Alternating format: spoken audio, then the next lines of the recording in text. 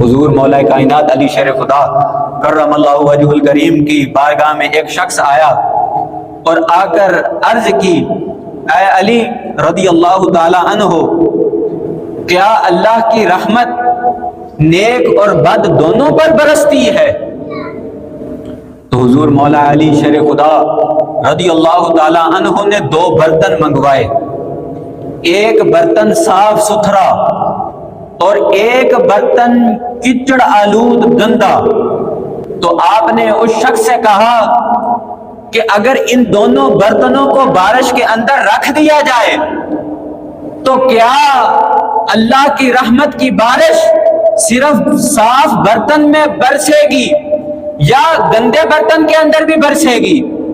کیا بارش کا پانی اس صاف برتن کے اندر بھر ہوگا یا گندے برتن کے اندر بھی بھر ہوگا؟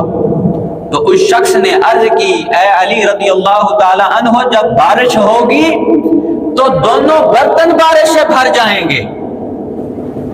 تو آپ نے اس وقت فرمایا، کذالک رحمت اللہ تؤم الطالی والعاصی، اسی طرح اللہ تعالیٰ کی رحمت بھی ہر نیک و بد کے لیے عام ہے۔